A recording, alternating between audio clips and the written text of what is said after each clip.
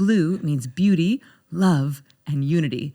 3 frequencies that she has dedicated her life to substantiating here on this plane, on this planet for all of us. So Blue, thank you, thank you, thank you for being here. I love you already, and I know I'm going to love you even more at the end of this. How are you feeling? Well, first and foremost, it's really fun to be sitting in the space that is usually my studio and to be introduced in this way. I'm always the one that's hosting and introducing others, and just receiving your beautiful words and receiving the way that you hold the space and receiving the way that you're navigating your podcast and the activations and the energetic layers that it's taken for us to even start this podcast now. And I'm sweating. I'm going to have to keep my arms down because I've got some major sweat patches going on because we've been going through an activation. It's been a whole journey just to get to this point. So how I'm feeling is ecstatic, alive, present, elevated, inspired, grateful, and deeply seen through your introduction. So thank you so much for giving me the honor of being able to be a part of what you're creating right now. It's really special. So we have 1 zillion things to talk about. I have a zillion point agenda. Yeah. But let's start with this simple yet profound concept of why isn't everyone playing and praying, and what do those things mean to you? Play and prayer. I gave a talk at the Conscious Life Expo recently, and I was really having a little bit of fear that what I was going to talk about wasn't actually going to be of value because it was so simple. And yet actually I'm realizing that the simplicity is where the genius lies, and the simplicity in the mundane is what everyone has access to. However, these highlight reels of our lives through Instagram, and we're looking on Instagram stories and we've got filters, and then we see these people that are living these incredible lives and traveling here and with these humans and doing this activation, and we're sitting in bed for the 2nd day in a row with the shutters closed, having no motivation to get out of bed and being like, oh, I'm less than, I'm unworthy, my life isn't as good as X, Y, and Z. Because actually we're not realizing that a life of miraculous success, and we'll go into breaking down what I believe success is, but creations or beauty is actually born from a million mundane moments. And the mundane moments is accessible for everybody. So what are we actually doing with the mundane moments, which is the brick and mortar of the house that we're building that eventually we get to share with others? And so the brick and mortar of our lives is the mundane, which can be infused with play and prayer, or it can be infused with living in future or past timelines. What I mean by is our thoughts are worrying about what happened in the past or worrying about what's going to happen in the future, which is the place of where suffering exists. When we're actually really present, we're not suffering because we are with whatever is around us. And so the play and prayer piece is medicine that can be infused into the mundane moments that is accessible to everybody. Doesn't matter what job it is that we do. It doesn't matter what our lives look like. It doesn't matter what skin color we are. It doesn't matter what money we have in our bank account, because recognizing actually the genius of a child is found in their ability to be in their imagination in the mundane moments. Now, something happened. There was something that disconnected us from that as adults. Now, there's this quote that I really deeply resonate with. It's the creative adult is the child that survived. The creative adult is the child that survived. Wow. And so we've been pushed through the education systems for the most part that has encouraged our sameness.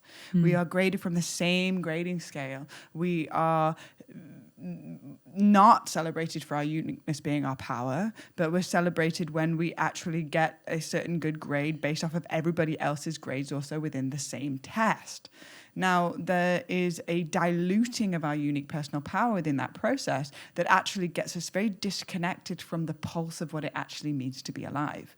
Now, that pulse is the very place that we manifest from, recognizing that we're living in a vibratory reality, as within, so without. Cause and effect is as real as the law of gravity. What we emanate is what we receive. What kind of reality did you say? We're living in what kind of reality?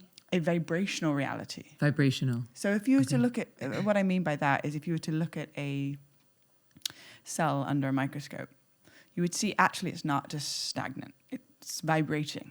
It holds a certain charge, it's energy. Now, we have about 75 trillion cells in our body, and they have 2 jobs: to listen and respond. That's really it. And listening and responding to about average 60,000 thoughts a day. Those 60,000 thoughts a day, the majority of them are in the mundane moments. Now, our body is literally responding to our internal narrative of how we're perceiving the mundane moments. And how would you define mundane moments? Just like I'm making my wake up in the coffee, morning. I'm going to the toilet. I'm going to go make my morning drink. Then I'm going to get in the shower. Then I'm going to clean my room. And then I'm going to go to the grocery store. I got to go get some groceries. Oh, and then I'm going to pick up my dog shit outside. And then I'm going to take a shit. These are all the little mundane moments, but the majority of our lives are made up of those. Yeah. Now, if you look at a genus of a child, you'll see that the child will sit next to a cardboard box. And that cardboard box is not a cardboard box. That is a rocket ship to the moon. Right? You know, Jasper, right? Like your ability to play is reactivated through the lens of your son. The universe doesn't speak English or French or German. The universe speaks energy. So if I'm sitting in a cardboard box and I'm going, oh my gosh, I'm going to the moon. This is amazing. Oh my, it's so much fun. Woo! The universe is responding to that energy, therefore creating more magical dimensions or magical ways in which we perceive our reality through the law of cause and effect. What you emanate is what you receive. So as adults, we get to this certain point where we have now started seeing it as a cardboard box. And then it gets thrown away and it just goes into the pile and it creates this very monotonous tone throughout our existence. And Richard Rudd in the Gene Keys talks about one of the greatest diseases on the planet is over seriousness. It's actually a disease. It's shutting ourselves down. And so the invitation when I started really understanding this was, where am I living from the outside in based off of what society deems as successful? And how can I renegotiate my relationship with what success is based off of how much did I laugh today? How can I renegotiate my definition of success based on how much I laugh today? Well, I don't think I've ever heard anyone define success as how much I laugh today. That's literally 75 trillion cells in my body are going, good job. Great job. If I have a photo of my 5-year-old self on my altar, that's the only person I want to impress, ever. And she knows that her success barometer is founded on how much she laughed today. Like what we just did, that was a mundane moment, but then it became not a mundane moment. It became a very magical moment. You mean our air didgeridoo? We just did some like didge playing / like gyrating on the floor / pulsing and looking each other's eyes and having a moment and sending a prayer up. Or we could have sat down on 2 chairs, taken a sip from our drink and gone right into the podcast. But you chose to utilize the mundane moment to recognize that you're actually manifesting with your energy in that moment. So you just got us and built the space to an ecstatic place, then blasted out to the ethers.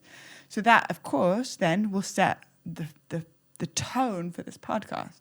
It's a very mindful, conscious, intentional manifestation that you're doing. So when we realize that every single moment we are manifesting, consciously or unconsciously, I personally would rather bring it into my conscious mind. So it doesn't mean that I'm not going to be doing things I don't want to do. That's just inherently laced into life. But it's when I am standing at TSA, who am I being? I'm going to play. I'm going to have a chat with the person in front of me. I'm going to find out who this person is behind me. Why of all 8 billion people on this planet is this person standing behind me? There's a reason for that. Lucky them. And maybe lucky you. You're welcome, sweetheart. It's so funny because in our group text, our friend Layla was just flying today and she said the TSA agent was flirting with her. It was like, nice photo, nice signature, nice fingerprints.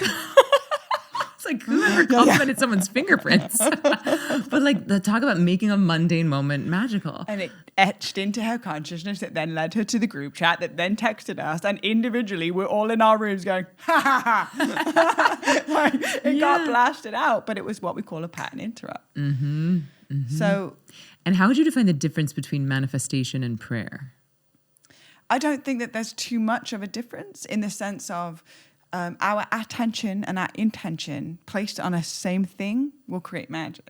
Our attention and intention placed on the same thing will create magic. So I'm So putting my attention on something and I have an intention for what I want to have happen. That is where the magic lies. Yeah, so it covers like many different areas. But for example, I can wake up in the morning and I can go on my phone and I can look at my to-do list and I can look at my schedule and I can look at all of the text messages I haven't responded to. So I've just gone from the infinite realm of transversing through the dream state where I can be anything and everything, all at once, because that is the infinite realm, not binded by the 3D reality. Now I wake up and I come back into this 3D reality, back into this confined of this body, and all of a sudden I go straight into my phone and my to-do list. Now you can imagine I have gone from this vast state to very deep constriction, and then my nervous system pushes the first domino for my day from that place. Or I could keep my phone on airplane mode, sit in front of my altar, send my attention and my intention to 10 things I'm grateful for. I can cleanse myself with some cacao smudge. I can pull a card or a message for the day, do a 10-minute meditation. I can say my mantras that are activating me into a deep state of prayer and presence and beta state. And then from that place, start my day. That pushes the first domino.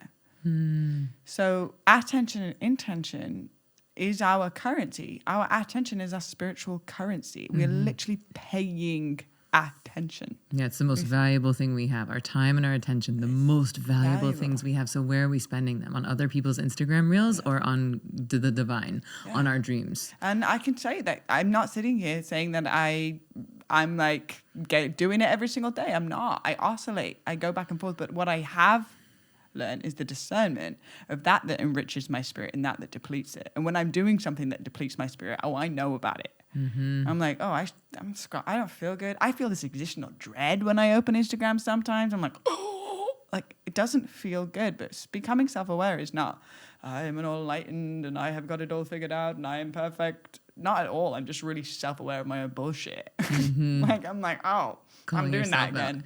Probably should shift that. Yeah, and this thing about being resource, like, is this enriching me or is this depleting me? Like, we had a conversation in the sauna the other day about, like, things that are coming, the changing frequency of the planet, which I'd love to get into in a moment. But the thing that's been coming in hot for me as of late is, like, with the precious time that we have, where we're not working, where we're not with our kids, where we're not, like, in the quote unquote grind of the matrix, like, it feels imperative that we are using that time to actually resource ourselves, that we are using that time to really fill ourselves up. One, because it's fun in the now, and because we don't really know how things are going to change moving forward. We know they're going to, and we can predict that the rate of change is going to speed up. But it feels to me like we really want to be able to discern, like you were saying, what is depleting me and what is resourcing me, and then consciously choose to put our time and attention on the things that are resourcing us so that we can use that in whatever way we want. And so thank you for bringing that up of, like, not about being perfect, but just determining what's depleting, what's replenishing. And that's what it means to be the medicine, is that to be in the presence of somebody where your nervous system feels completely relaxed is usually a byproduct of months, if not years, of them choosing enrichment over depletion. Of them saying, I'm going to eat this food because it has life force chi energy. I'm going to sit for 5 minutes and face my face into the sun because it activates my energy. I'm actually going to go do breath work and jump in the cold plunge and do sauna because I feel like I get that shot of life force energy running through my body to start my day. Yeah. Now, to be in the presence of somebody that is the medicine is impacted. They packed themselves with so many mundane small decisions based off of a place of that enriches. Now, eventually it just gets to the point where you can sit in a space with somebody, they don't say a single word, and their presence alone is already medicine. And ultimately, that's the birthright of our truth anyway. We are inherently worthy just by being alive, just by being born. However, we can only give to that which we've unlocked within ourselves. We can only give that which we've unlocked within ourselves. Can you say more about that? So if I'm making many, many small decisions that is enriching myself, that is usually founded from a place of self-love. These are acts of self-love. Yeah. So if I'm actually learning to love all aspects of my own psyche, the crunchy, the shame, the guilt, the pain, the unworthiness, when they present themselves, I stop and deepen into it.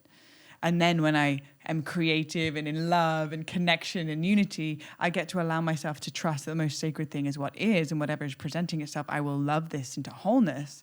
Then I can then sit in the presence of you and you go and have a moment of a breakdown or a cry or feeling stressed out. And I'm going to sit here with the most loving, patient, compassionate version of myself to truly love you in the space holding, because I've been able to do that for myself. Oh, this feels so big. Like, and I just want to highlight and underscore this. Like, if we don't know how to hold space for ourselves, and that word gets thrown out around a lot, hold space. Like, what does that mean? It means like compassionate awareness, compassionate witnessing. And if we don't know how to do that for ourselves, how on earth could we do that for someone else? Right? Like, I don't love my own sadness. I judge my own sadness. I don't love my own injury. I judge my own injury. So if someone else is in a moment of vulnerability, if they're in a moment of pain, then I'm going to try and fix that or change it because it's making me uncomfortable because I don't know how to sit with my own discomfort. And it would be like the internal voice is like, ugh. Like, oh, I'm here. But like, ugh. it doesn't matter about what externally you're doing, because actually when we're operating on an energetic standpoint, every single thought emanates a certain charge out. So in the presence of somebody, you can feel so seen and so loved, and they haven't said anything because internally they're probably really seeing you and loving you. And there's also the flip side of that. You can meet someone and be like, something's off, but everything externally seemed fine. My intuition is picking up on something that I don't feel fully safe in their presence. Well, probably they're judging you. God, what is she wearing? Hi.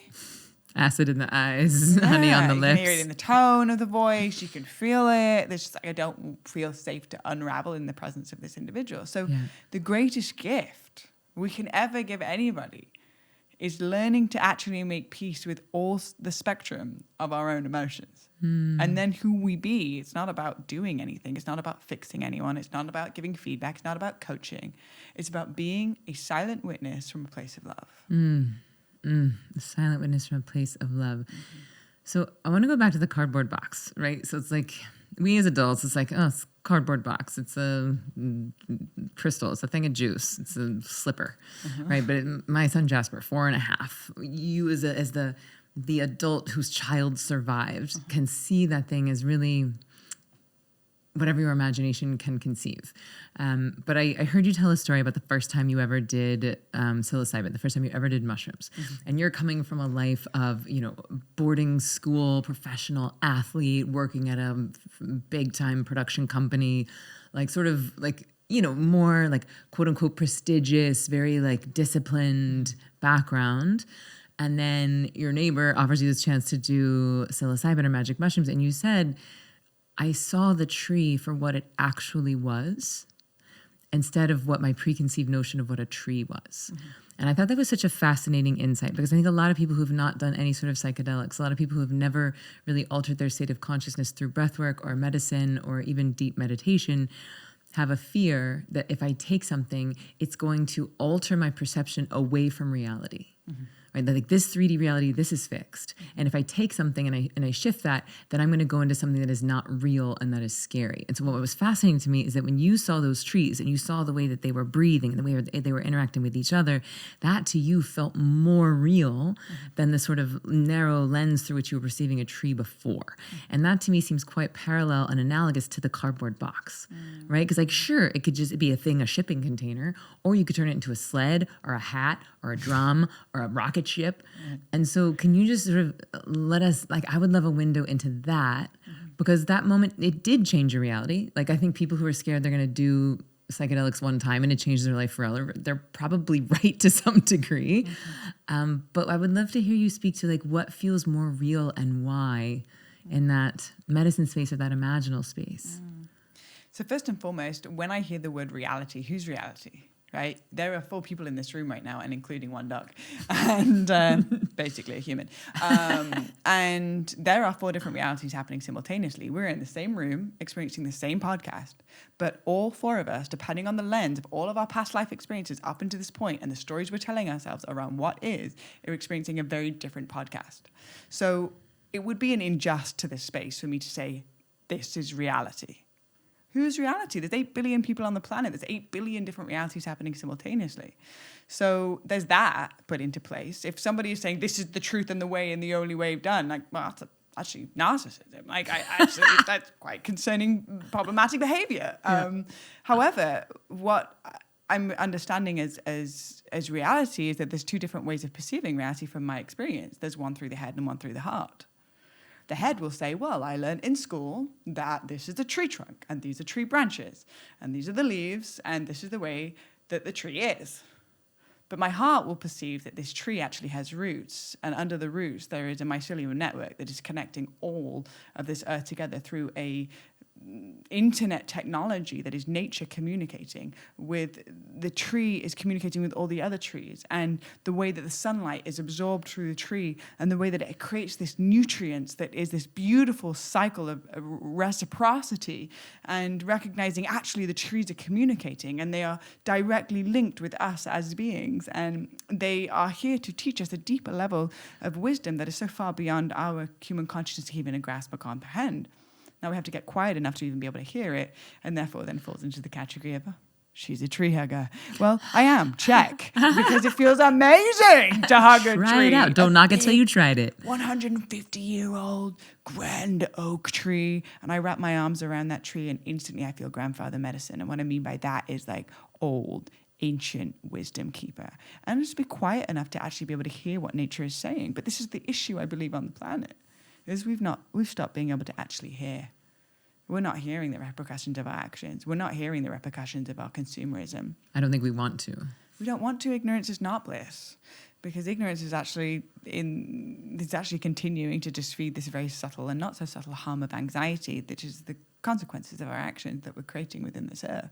So yes, my perception of reality shifted, but then also at the same time to believe that we're all operating from the same reality would be an illusion. And so what I experienced was that during my early upbringing, well, when I was a child, I operated from the heart. And then I went through college, I got given a name and a religion and schooling and peers and parents and everyone's perspectives, and we get shitted on our whole lives. You should be this is what success is, da-da-da-da. And then eventually it came back 360 where I actually stopped perceiving the world through the mind and started feeling it again. And that's when the psilocybin was really helpful for me, because it moved me from a perspective of just perceiving the world through the mind and actually starting to activate a deeper level of feeling and being connected with all of life through that essence. And what a gift that you had that medicine to activate this different way of interacting with the world before you went home and your brother had some interesting news where he started noticing like, hey, my hearing is changing. And then you said, mine is too. And then you guys went and got tested. And then what happened? Like, how did that? So, P.S. I love your research, by the way. Like, you've done your research before this podcast. Thank you very much. I feel very seen. And yeah, so we went home. Both my brother and I were having a conversation with our parents, and we were like, I'm really having a hard time hearing people. And it's predominantly when I'm around others that they're like, Blue, you're not hearing what we're saying. And, when you're hard of hearing, you don't really know that you're not hearing the sound, right? It's those that are around you. They're like, I called your name 4 times. I'm standing right next to you and you didn't even look at me. I'm like, oh, whoops. So this was becoming like a very consistent feedback that I was receiving. And same with my brother. So we both went and got our hearing checked, and it was a complete jar to the system because both of us were diagnosed with a hereditary hearing disorder, that it was progressive, meaning that it's getting worse, and incurable. They don't have a cure for it because they don't really know what actually created it. So both my brother and I were told that we were going deaf, and that we just had to kind of figure it out. And we were given hearing aid options, but that was basically it. They ran extra brain scans, check if we had any tumors or anything, and they couldn't detect what was going on. And so both my brother and I were kind of sent out into the world with a good luck sticker and a thumbs up. And I think that there's just certain things that come into our lives that we call pattern interrupts. We're doing our everyday thing and life seems to be guaranteed, and I've got this person and this is happening. And then something major goes and this is right around my Saturn return. And Saturn return. What's that mean? Saturn return is when in your chart your Saturn returns to where in your it was when you were born. In your astrological chart. Yeah, in your astrological chart. And it's basically any way that you're living not in truest alignment with who you actually are, what you came here to bring, your dharma, ultimately your mission in this life, or your unique single fingerprint that you have to offer the world. If you're not living in alignment with that, things crumble really fast.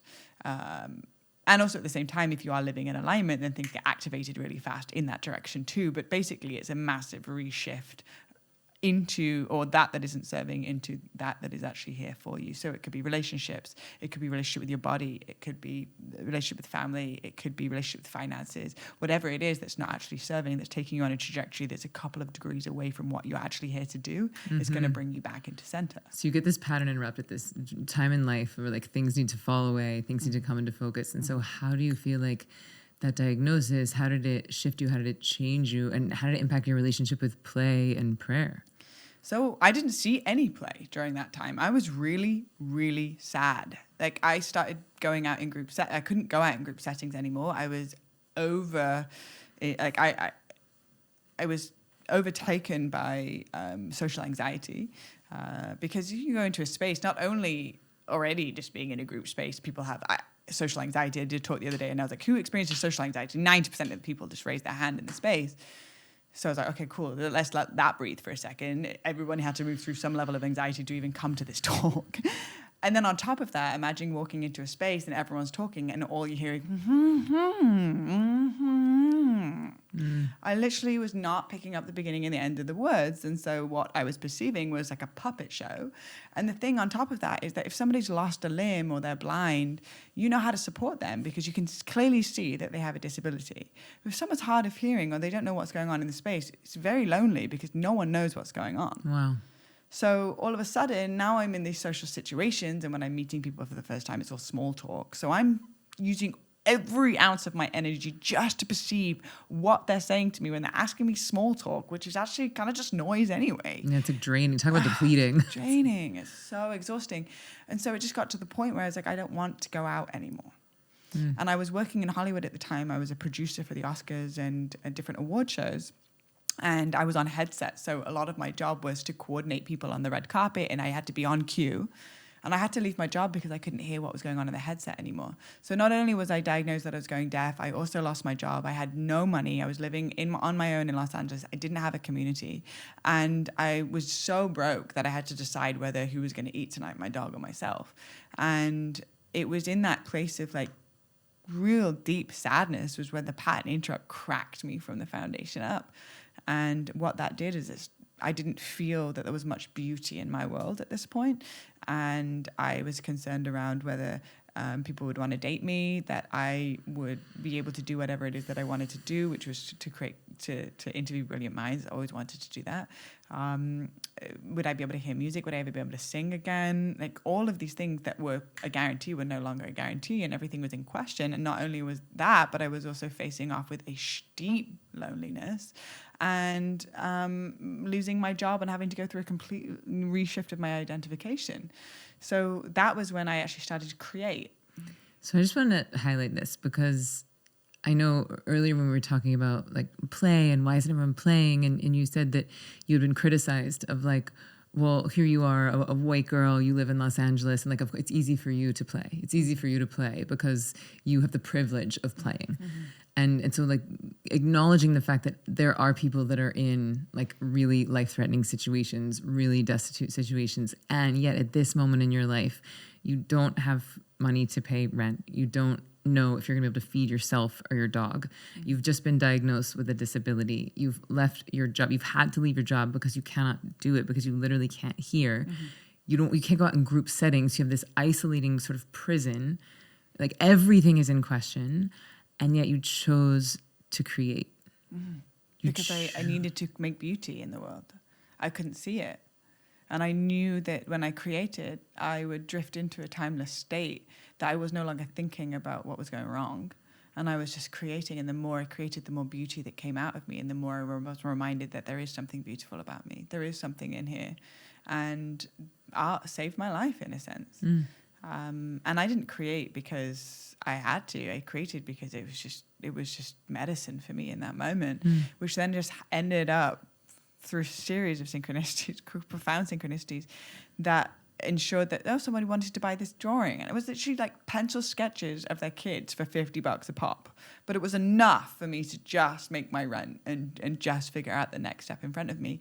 And then from pencil sketches it became pastel drawings, and then from pastel drawings it became a friend came over and put a paintbrush in my hand, and I was so scared, and I started painting, and then I started creating these beautiful paintings, and eventually I started painting the lion over and over and over and over again, because the lion was teaching me to have courage. It's that you may not understand it right now, but trust the process. And I promise you that if you have the courage of the lion, you will be shown the next step and everything will be taken care of. And so when I would paint lions, that would remind me to have the courage of the lion heart, which is the illuminated leader from the inside out. And I started painting lions nonstop. And eventually my That's a crazy synchronistic story. I can tell you this actually. It's quite cool. I created a vision board. And on the back of my door, I put the vision board because I saw it consciously or unconsciously every single day, at least 5 times a day. And on that vision board at the time, I put that I wanted to do body art for celebrities because I was used to be working with the celebrities in that world. And occasionally I would go on as freelance and just do one job here and there for them. And so one morning, like when I you get invited back to produce a show. to do the produce, but I wasn't on the headset anymore. It would be like supporting with wardrobe, or it was like getting the memorabilia signed because they wanted a familiar face, and I needed to get a little bit of work in. So there was one morning I was in the shower, and I just got a very clear message: was to draw a lion on my arm, like I would on my canvas, but on my body, and become the canvas. And so I was like, okay, so I got a Sharpie, is all I had, and I drew this very detailed lion on my arm. And then I went to work that day, and I was sitting in the audience of watching One Direction do their sound check. And I was in the audience with one other person to my right. And he comes over and he's like, wow, that lion tattoo is amazing. And I was like, thank you. I actually drew it. It's not real. I drew it myself. And he's like, wow, is that what you do? And I saw I had a choice point in that moment of showing up to the universe. Is this what you do? And I was like, yeah, that's what I do. He's like, amazing. Give me your email address. I'm going to reach out because I'm looking to get a tattoo. And I was wondering if maybe you could draw it on for me and I'll pay you. And I was like, great. Sounds amazing. He left. About a couple of hours later, I get an email from him. He's like, I'm the manager for One Direction. I told them about you, and they were wondering if you could come over to the hotel tomorrow and draw in them before the show, the American Music Awards, with your markers so that they could try on these different tattoos. And I was like, yeah, I'll be there in the morning. So I ran to the art supply store and I bought myself all these Sharpies, like the big Sharpies, medium Sharpies, little Sharpies. And I like professional. Yeah, it was like very professional. Got a little case. I have a kit. I was like, look at me, I am an artist. Even though I was like, you're an imposter, what are you doing? And I went to the hotel and I sat down with them, me in One Directional shirtless, and drew on them the different requests that they wanted. And there was one that got a bulldog and one that got a dream catcher. And there was one, Liam from One Direction got a lion on his hand. And that night he went out for dinner and he got caught by the paparazzi walking into the restaurant with his lion hand tattoo showing. And the next day, my phone was blowing up and I was looking at my phone and it was in Perez Hilton. It was on the Daily Mail Online saying, Liam from One Direction has a new lion tattoo. Is it real? Is it fake? This is the artist. Now I'm looking at this article and I see right in the background my vision board that said body art for celebrities, and I had drawn a hand with a lion on it on the vision board, and it was exactly the same hand and the same angle placed on this article, or these many articles, which ended up blowing up my art business. I became the lion lady. And everywhere I went, people wanted lion body art. Like I started painting giant lion paintings and selling them for $5,000 a pop that would go in restaurants. And I would do chakra lions. So every time I would paint a lion, it would activate a different chakra and the courage to activate those chakras. So all I needed to do was just keep creating. And eventually it just led to I'm saying this is one of many synchronistic experiences that happened, but because I was actually softening myself into a deeper level of medicine for myself and creating from that place, as opposed to creating from a place of obligation, it shifted everything in my world. I love that. This is so much. It's like you placed the order, right? That you did it. You put it on the vision board, and then you created. You created for the sake of creation. Yeah, right? It's process orientated, not goal orientated. It's two different energetics. Yeah, creation for the sake of creation, for the process itself. And now, I mean, in your bedroom right now, there's a beautiful painting, like one of the most beautiful paintings I've ever seen, of this woman with a lion across her throat and her heart. Right. And you shared with me like, oh, this is the courage to speak the truth. This is the courage to like go into your heart. And that painting in and of itself was medicine. And so I love picturing like divinity itself flowing through you, alchemizing, transmuting in real time. And that this has been your North Star. It's so, so beautiful.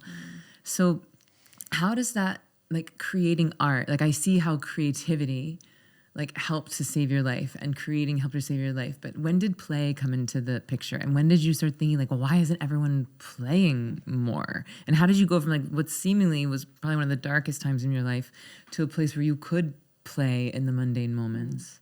I realized that my capacity in which I'm willing to die before I die, like the feeling of the sadness and the hopelessness. It was also my capacity in which I was willing to live, so that when there was a beautiful thing that was brought into my life, my gratitude for it was so much deeper and wider and more encompassing because of how painful of what it is that I had just processed. And so once I started realizing that actually, that if we're operating in this non-binary experience of right and wrong, that there's a good emotion and a bad emotion, but actually it just is, it's sacred because it is, and this is showing me a deeper part of myself. I love that. Whatever is the most sacred. Yeah, whatever is the most sacred thing. And I mean, since I was a child, I have been playing a lot. My parents have gifted me the opportunity because my father never lost touch with his ability to play. Wait, and weren't they like toy manufacturers? My father is Santa Claus. Wait, what? Yeah, Santa's real and he's your dad? He makes toys for a living. Children's toys. My mother and my father were the CEO and the owner and the founder of this company that distributed toys worldwide. So when I was a kid, I was playing nonstop. My imagination was kept alive. My father would play with me all the time. He's always dancing and singing. We're putting on skits. We're dressing up. And he, because of his ability to keep his child that survived as an adult, he gifted me that safe space to allow me to continue to play, so that no matter what happened to me in life, I still could access my play. So even when I'm like in it, I'm still giggling and being goofy because that's just an interlaced part of my nature. And so now as an adult, for example, when I'm making the bed, I could be making the bed, or my imagination will say, okay, I'm in a TV show and I am competing against a type A Swedish woman. And we have to press this invisible buzzer, and I am being judged on how fast I make the bed and how accurately I make the bed, like how pristine it is. And I'm gonna press this buzzer, and I am visualizing in my head that I'm surrounded by camera crew and I'm being timed about how I'm gonna make this bed, and I press the buzzer and I squeal and I run around the room and I make sure the bed is done well, and I tighten the sheets and I make sure the pillows are done, and I quick, and then I press the buzzer, and then I wait for the judge's response. And I'm sweating, and my heart rate's up, and I'm so excited, and my bed is pristine. Did you win? win? I get there. Oh, of course. Oh, great. Cool. Sometimes she gives me a run for my money. Okay, And I have lost a few times, but this morning I definitely won. Thank God. Now, I'm with my ex-partner, Andre, and I would introduce him into this. I'm like, all right, we're picture this. Okay, we're in a TV show. And he's like, okay. And it takes him a moment to warm up and get into it. But once we get into it, we're so excited. We're sweating a little bit. Our heart rate's up. And we just made the bed. Wow. You're going to be the best mom, by the way. You're going to be the best mom. I mean, I'm so inspired by the way that you are with Jasper. Like, when you were sharing the stories, like, I'm so there with you because of the depth of love, the capacity in recognizing that you are also his student and your understanding of that. And the way that you play with him, and the way that his imagination is, that fire of his imagination is stoked so deeply by your presence, and the way that your whole body lights up when you speak about him, I can't help but see the genius that will live on within him because of how you let it live within yourself. And that when you said, I just genuinely love hanging out with him, and I find him to be fascinating, and he's funny, and he's interesting, and he does presentations to his friends on paleontology. And then you show me the videos. Like, you are showing me as an inspiration of what it means when a woman that has not lost touch with her play has gifted your son the greatest gift you could give him as his guide and as his steward in this life, to know that as an adult, he will be tapped into his innate genius of play, which is where most of his manifestation will come from.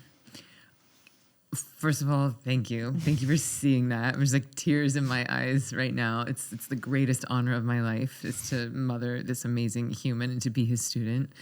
And you just said something that kind of blew my mind. Can you say more about play and manifestation? Because manifestation is a form of prayer, right? So how you said that play will be his most powerful form of manifestation, right? So can you speak to, like, how is play a form of prayer, or how does play allow us to pray? I believe that two of the most heightened states of human consciousness is play and laughter and orgasm. And I know that you're well versed in the realm of sex magic and manifestation from that place. Now, if we think about it just from an energetic / vibrational level, meaning how does our insides feel? When I'm laughing, I don't have a relationship with time. Yeah. When I'm laughing, I'm not worrying about what's happening tomorrow.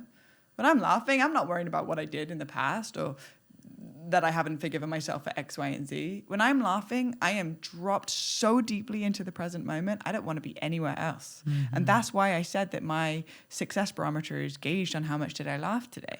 Because it is such incredible medicine for every 75 trillion cells of my body to listen and respond to that high ecstatic state.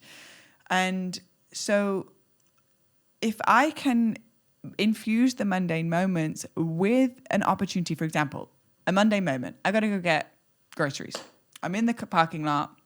I'm sitting in the car. And I'm imagining what it would be like to be so deeply in love with the partner that is going to be the father of my children, and feeling that in my body and in my excitement, in my being. Now, I'm not thinking, at some point how I would feel in a future timeline would be. It's that I'm collapsing that it's actually happening now. Mm-hmm. Because like I said before, the universe doesn't speak English or French, it speaks energy. So if I'm saying to my body, every 75 trillion cells, that this is actually happening right now, and I'm so excited and I'm in love, how would I feel? Oh, my shoulders would be relaxed. My spine would be straight. My heart would be forward. I would be looking down. I'd be feeling myself. Oh my gosh. Okay. Oh, and also I just received X amount of money that's going to support my mystery school to be able to reach many more women around the world. Oh, how does that feel in my being to have $10 million in my bank account that can be funneled into being able to be of service and to pay my friends really well? How do I feel right now? Oh, I feel so turned on by my own presence. I'm in the Whole Foods parking lot, PS. Okay, I'm feeling it. Oh my gosh. Oh yeah, I've got my lover. Oh my gosh, I have my children. I can see them play. Okay, now when I open the car door, out comes my leg. Da, da, da, da, da. She's here for some eggs. I get out my car. I'm going to be walking through aisle 3, and I ain't going to be walking. I'm probably going to moonwalk down aisle 3. I'm going to put something in my car. I'm going to give a little shimmy. Maybe I'll put some of my favorite music on. I'm going to strut down aisle 4 as if everything that I've ever wanted in my life is already here right now. This is playing the mundane, recognizing that frequency, just like orgasm, but if I'm orgasming in aisle 3, it's probably frowned upon. Right? If I'm banging one out in aisle 3 and I'm like, yeah, I'm manifesting life, my dream, woo! We're like, we need to arrest a woman on aisle 3. We need to take her into jail. But if I am accessing the realm of play in the mundane moments, also, massive gratitude to my mother and father for gifting me that opportunity to keep that pilot flame alive within my psyche, that I can access it no matter what happens in life, the suffering, the pain, the hearing loss, the heartbreak, the breakdowns, the having no money. It's still a part of the essence of who I am. When I'm doing the mundane moments, I'm consciously manifesting that reality into form. I'm collapsing the timelines. I'm playing with the quantum reality of infinite possibilities. In every moment, we have infinite possibilities that can ever happen. If you were to have sat down and planned the way that your life would have gone, it would have been A, boring, and B, it's never, ever, ever going to happen the way that you could ever even imagine. So what would it look like to dance with the mystery of the unknown, but know that I am anchoring in the timeline right now so that I become a vibrational match for everything and everything I didn't even know I wanted to be magnetized into my reality in aisle 3 while I'm getting eggs. Yes, yes, yes. So yes, of course we can do pleasure pair. Yes, we can use our sexual energy, our creation energy to manifest.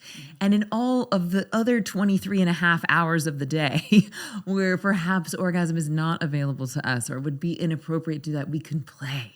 We can charge ourselves with the vibration of the dream as if it is happening now from a place of laughter, which I love what you said, when you're laughing, time collapses. Right? And like that's half of the game of manifestation, right? It's folding the timeline on itself so that you can live in the vibration of the dream right now. And another really important ingredient of manifesting is feeling good. So if you are playing and laughing, then you're creating that ecstatic frequency and living as if. It's so genius. So like what would you say to someone who's never manifested before, who like doesn't really have a lot of play or laughter in their life? Like where would you suggest that they start? Well, I would say that you have manifested your entire life, just not consciously. Yeah. everyone's manifesting all the time. And so once we actually realize this, and what I mean by manifesting is just recognizing that as within, so without, your internal state is creating your vibrational charge of what it is that you're calling into your reality. It's like a projector and a projection. Yes. Like you're the film projector and it is projecting out on the life, everything that's happening internally. So if you want to know what's going on internally with somebody, look at their relationships. Look at the world that they've created around themselves. Look at how clean their room is. Look how much clutter they have in their house. It's all a direct manifestation of that internal narrative. So we can like put on these fancy outfits and we're going to have a blue check on Instagram. We've got X amount of followers. We've got all of this money. That's not a representation of what's going on inside of that person. They could be really depressed.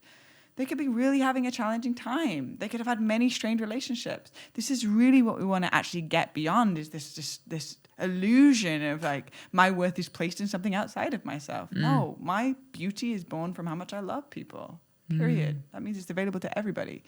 So they already are for manifesting. those that have like, we already are manifesting, whether we know it or not. So the question is like, so to start, it's like recognize that we're manifesting all the time. Yeah, all the time. Become conscious of it, and then start loving other people more. Start playing more. Like how do we? I would say just like utilize the discernment of that actually enriches and that's depleting you.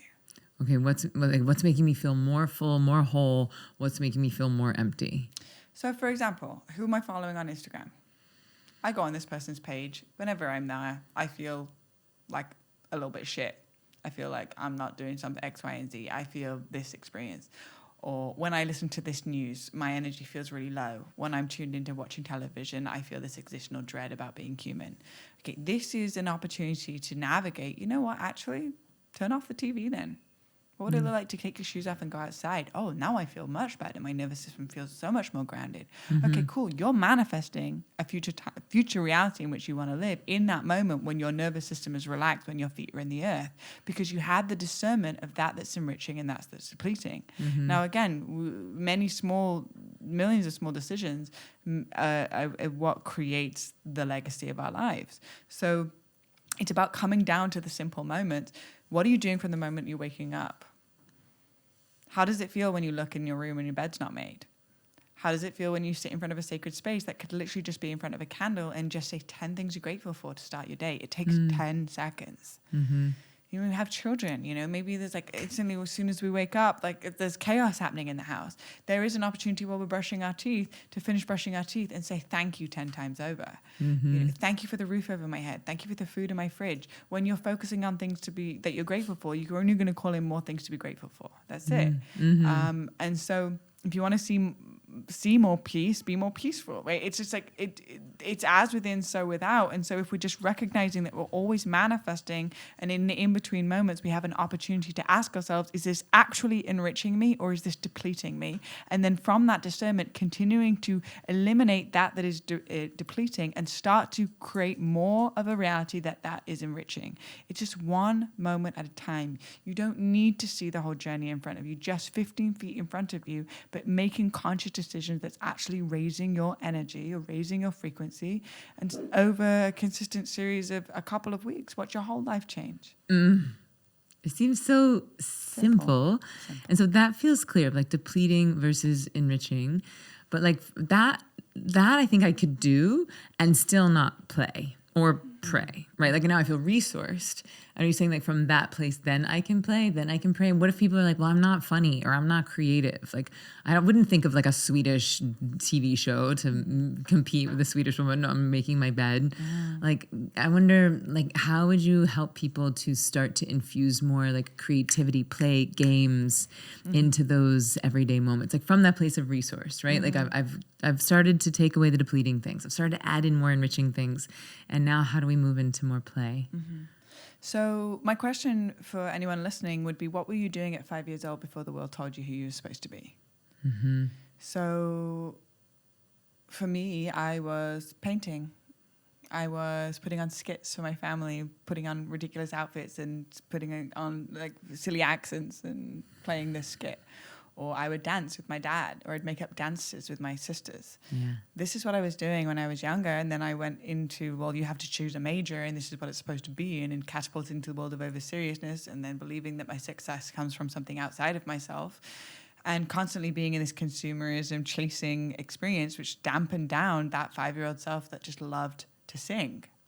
And so asking myself now in this moment, if I can reconnect to that childlike awe and wonder that I have access to at some point in my life, how can I create or infuse at least 30 minutes every single day with redoing that? And not for goal orientated, but process orientated. So for me, when I was painting that woman with the lion, I didn't want to finish it because it wasn't about painting a painting. It was about drifting off into a timeless state so that my mind could shut off for a moment and I can just lose myself in the present moment. So if you just have a moment and just go into a meditation and close your eyes, or print out a photo of yourself when you were around 4 or 5 and look at that version of you and ask yourself, what messages are here for me and how can I reactivate you as an adult? And how can I make you proud? And how can I actually create my new version of success? Is every night before I go to bed to look at that photo of myself and say, are you happy with what I'm doing? Wow. Are you proud of me? Are you really excited of who you've become? Or have I lost connection with you because of some narrative that I believe to be my truth that is actually somebody else's map of consciousness projected onto mine? And when did that happen?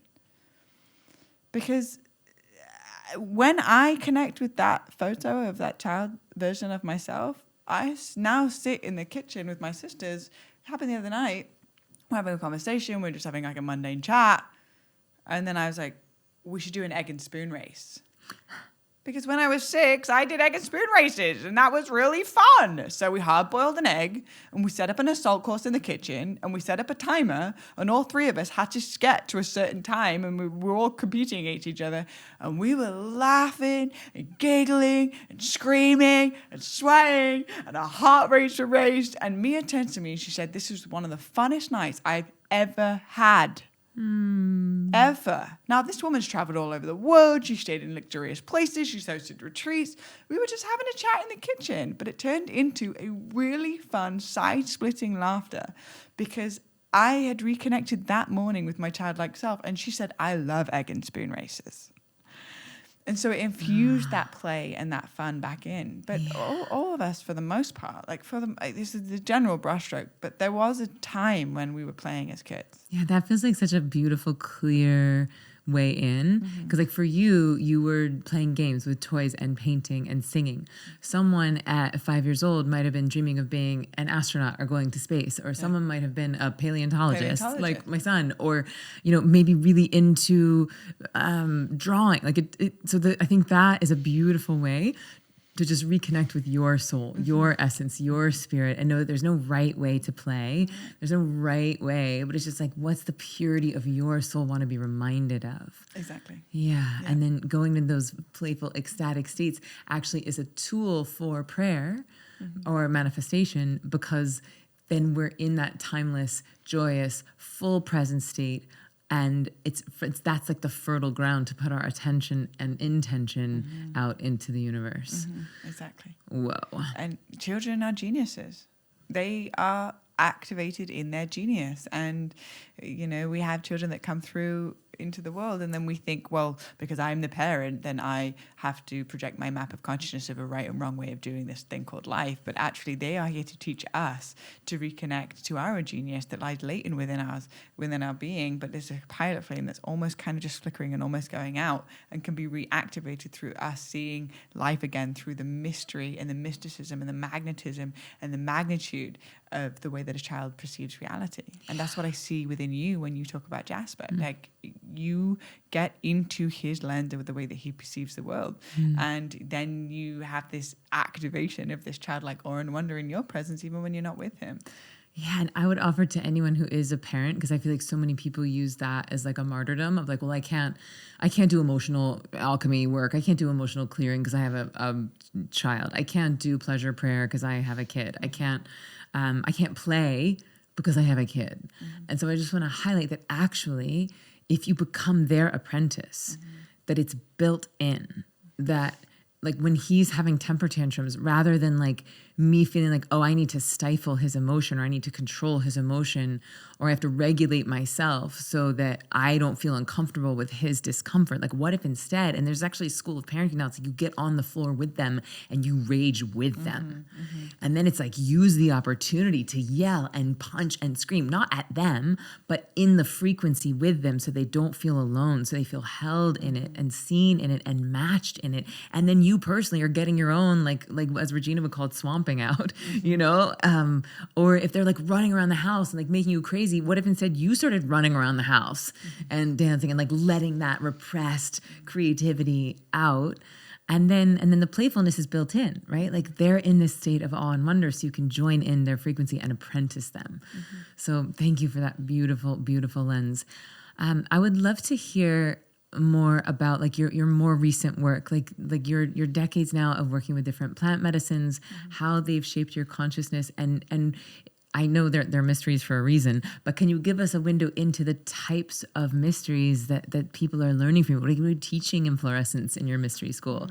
So let's just start with just a window into, I know it's hard to talk about, but you're so well versed in with so many different plant medicines, and I've seen you hold space, not in medicine space, but in breathwork space, and I see the pristine clarity with which you do that. And so I would just love if you could give us a little window in, because I think a lot of folks listening, maybe they've tried, maybe they're curious about it, but they likely don't have a huge breadth of awareness of how different medicines would feel different, how to even know where to start. What should they look for in a space holding, or what has been your biggest lesson from it? I'm just going to ask you 8 more questions. How about that? I'll just ask you 20 questions, and you can choose which one you want to answer. Perfect. Medicine work, go. Yeah. Fluorescence Modern Mystery School for Women I was co-founded with my dear sister Redefining, and we have just placed in one space everything that has exponentially supported us on our path. Now, I talked about this before. What I share is not the truth. Like, I'm not saying that this is the way. I'm saying that these are certain tools that have supported me to actually create a genuine life of magic, a default of magic, from deep levels of despair and suffering, isolation, loneliness, and sadness and depression, into a place of everywhere I look, beautiful humans. Like, I really love what it is that I do. I jump out of bed in the morning genuinely and I make my bed. And yes, of course, there are moments where it's like really tough, but the default is of magic. And from that place, sharing with other women and other sisters these tools that have helped me to activate my power. And again, also a reiteration of you saying at the beginning, like, thank you so much for letting me utilize this space and for share this studio with you. And ultimately, when you win, I win. Like, I feel like when you share your voice and you have a platform, when you have your podcast and you are supported in that, the world will be a better place for my children and my children's children, because there's another liberated woman sharing her power and her truth and illuminating and liberating others into their truth as well through your transparency and your wisdom. And so this is this default setting within Fluorescence sisterhood is what is true sisterhood. We have gone through experiences of comparing ourselves with other women, which is ultimately shutting down our own personal power, pedestaling other individuals, saying that there's something outside of them that they have that I do not have. And it's constantly repeating this like competition that is just going back and forth, that is age-old sister wound. Now, and so Fluorescence is just to clarify, so Fluorescence is the name of your modern mystery school for correct. women. Okay. Yes. And it's a sisterhood. It's a mystery school for women to come together and to actually utilize this place as a place of inspiration. So when you see a sister that is singing for the first time, that is inspiring you that you can do it too. When you see a sister sharing a story and it's deep and it's vulnerable, you can also share your story too. And then it's meticulously designed over a 7-week curriculum that is activating us into the gene keys. So we get given our own hologenetic profile, which is based off of the I Ching and astrology. And we have the founder, Richard Rudd, who is basically a sponsor and guest speaker and guest teacher in the course that does a full invocation activation within the women to go into their journey of their own gene keys and their genetic imprints and how to find their superpower based off of their greatest challenges in life, recognizing our greatest challenges also our greatest gift. Let's just highlight that again. Our greatest challenges are our greatest gifts. That It's are also great. our Like the greatest deepest wounds can actually give us our biggest Yeah. superpowers. I can't hear words, but I hear more than most. Oof. I can't hear words, but I hear more than most. That is the truth. That is the truth. I see you listening with a depth and with so many different levels of consciousness. And it's so magnetizing because all anyone wants to do is to be seen and heard. Exactly. And you really see people and you hear people with this different, with all of you. You hear people with all of you. And thank you, by the way. I really, really appreciate that reflection. And it is the most important thing for me, is to really, really, really, really hear with the entirety of my being on all different dimensions, not just the words. Because 93% of all communication is nonverbal, and it's a beautiful realm to operate in once we train ourselves in how to actually truly listen. So that was my greatest challenge, right? I couldn't hear, but I could hear. And I realized it was actually my greatest gift. So we've cultivated this space to recognize that's everybody's truth. And everybody has a challenge. And we understand the challenge from the inside out in a safe way, where women are genuinely supporting each other's healing and then activating our superpowers from that place. We also have, in this round, we have Matthias De Stefano and Zach Bush coming in as guest speakers and teachers, recognizing how we can connect with our past lives, also healing the microbiome of our gut. We do song medicine, so we call the module of the hollow bone, which is learning to get out of our own way and to create medicine music that comes through us, and recognizing that we're not here to perform, we're here to pray. And our song is a part of our prayer. I want to do that. I want to do that. Yeah. Oh, it's so beautiful. And witnessing women that have never sang in public before to start singing. And then not only that, they're creating original music that then they record, and then all of a sudden they become a musician, and we're watching them give birth to themselves. Wow. We have poetry slams. We have an in-person meetup at the end where we go do full ceremony. We have what does that mean, a full reconnecting to our ceremony? Pleasure. So we have like a ceremony where all of the sisters come together after 7 weeks of journeying online, and then we in physical, we sit in a circle, and we activate the gifts that we've unlocked within the 7-week program. We witness each sister in their presence, in their song, in their expression, in their realizations, their revelations, their breakdowns, and their breakthroughs, in a safe way of genuine, deep encouragement, support, and accountability. And so there's many different modules that we go through over the 7 weeks. We also work with our altar and how to work with the directions, what it means to have an altar, what it means to actually pray, to have a place of a direct conversation between you and that cannot be named, and how to work with the elements to activate the elements within our physical body, activate the elements on our altar, and to create a portal space to have that conversation.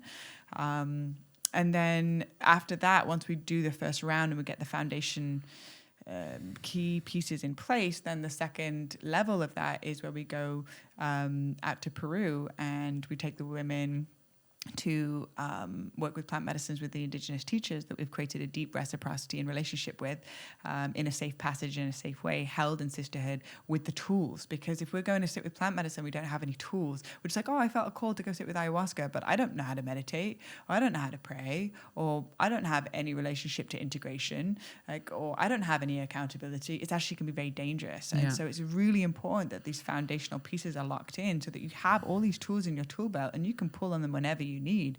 To be a medicine woman is to be that which is needed. Oh, I remember you said this to me because we were talking about the idea of a witch, and you're like, I don't really love that word witch, which is unusual in our communities. Most people really love calling themselves witches, but you're like, I don't love that word witch, but I just want to be that which is needed. Yeah. Oh, that which is needed. Because then you have the tools in the tool belt, like, oh, okay, right now, that which is needed is a song about the earth. Oh, I have that in my tool belt because I learned that, because I have a plethora of songs available, ready to go whenever I need one. Yeah.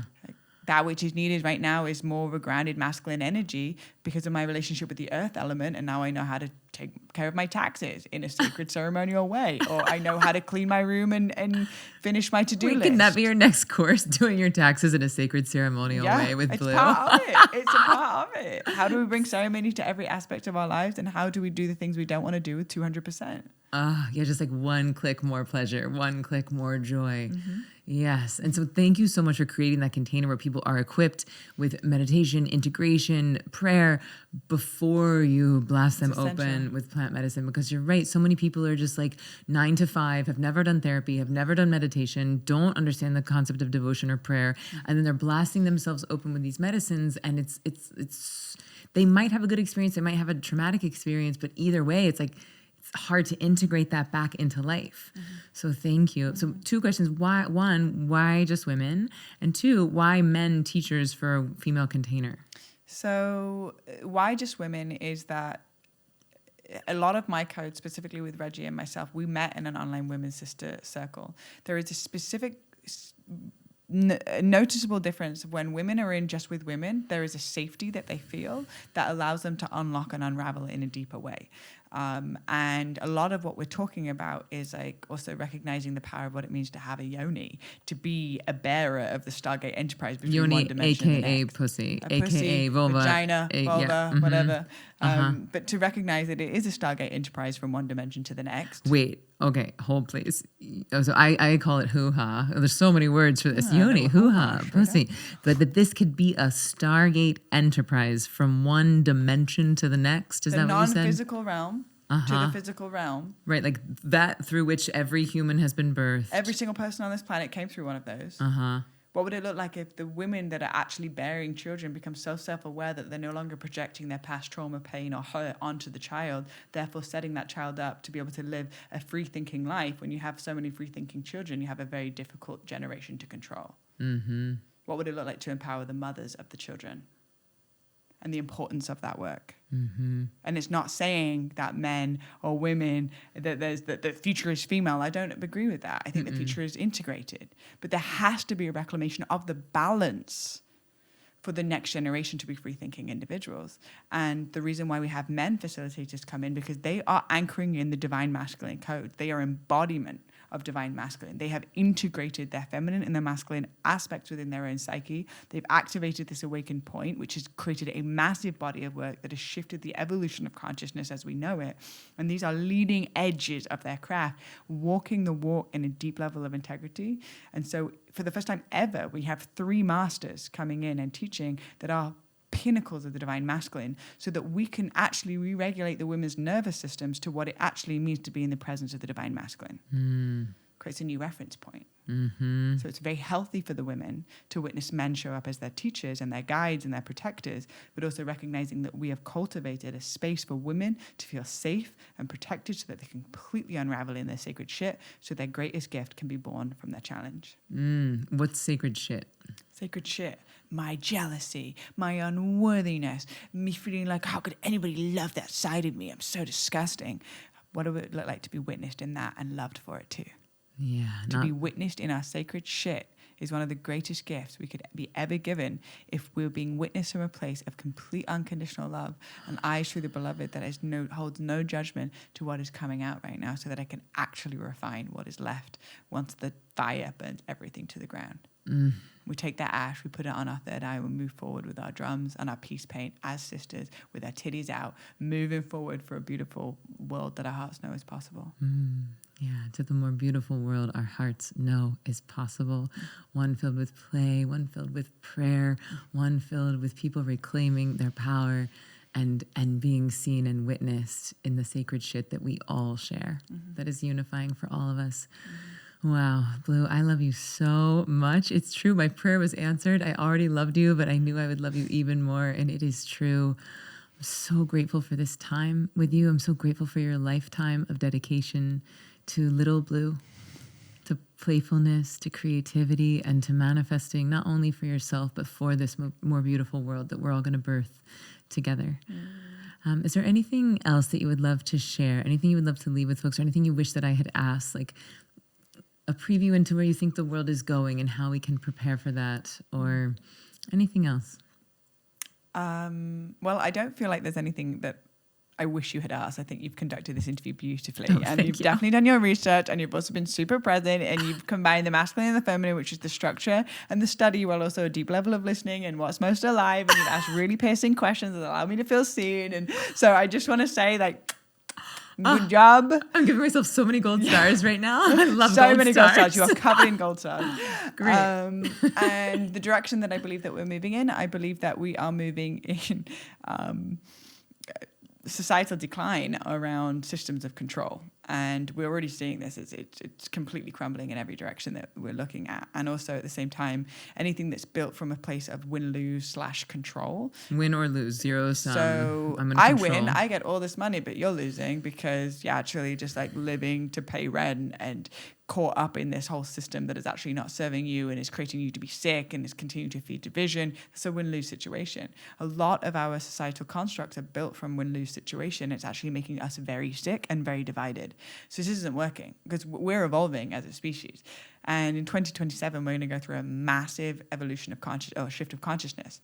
In 2012, it was a half-degree shift. 2027 is a full degree shift. So we're going to see that any areas that is founded on control, that is founded on profit, that is not supporting life, will crumble. And so I believe that first and foremost, you can see it over the last couple of years. We've gone through a collective emotional ayahuasca ceremony, meaning that people are purging and looking at themselves in a different way. People you would never have imagined are asking the deeper questions. Consciousness is now becoming a thing. This podcast is going to be the leading edge of a wave that's about to hit on a global level where people are asking deeper questions of why. People are actually genuinely wanting to heal. So many people are starting to turn to plant medicines or requiring safe spaces. We can't get enough safe places for people to be able to feel their emotions after generations of suppression. It's going to be gnarly before it gets better, but the only way that we can actually create a house that's built on integrity is to recognize there is mold in the cracks and the walls of this structure of society. And we can put paint over the outside of the mold, but we are breathing it and we are getting sick. So it looks all nice from the outside because we decorated it all nice. But if there's mold in the foundation of your house, you have to rip down the entirety of the house to then rebuild it from a place of integrity. So anything rotten at the foundation of humanity is going to crumble. Just like if you say a lie and it slips out of your mouth, that will return to you because it's not in integrity. And so that is the law of karma. There's an individual karma and there's collective karma. Lid's really feeling it right now. My dog she's is like, preach it, mama, preach it. Yeah. She's like, go, mama, let's go. I'm here for the new world. I'm here for center stage. 2027, things are changing, and I'm the queen. I'm the head bitch in charge. She is. I mean, I am just a humble slave. She's got me really trained. So it's going to be wild. It's going to be a deep initiation. People are going to be connecting with their multidimensional selves.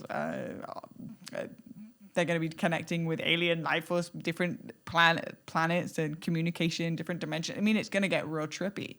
It already has been. Most people are just really good at concealing it, hiding it. When they have these weird experiences and they go off and they sit in meditation, all of a sudden they're communicating with an alien being. They're like, what is happening? I'm never going to tell my wife and kids. I'm going to think I'm going completely insane. Actually, we're becoming sane in a completely insane world. We're becoming sane in a completely insane world.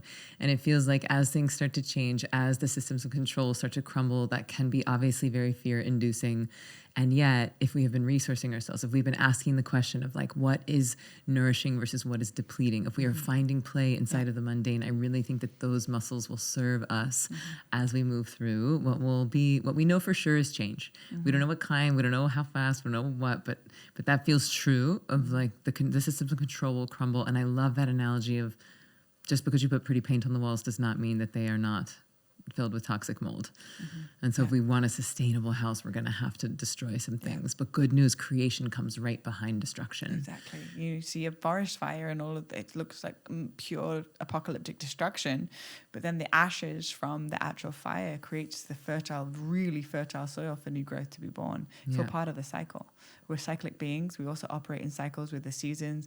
We also operate in history repeating itself and cycles within human civilization and Earth. And so it's just about looking at the pattern. And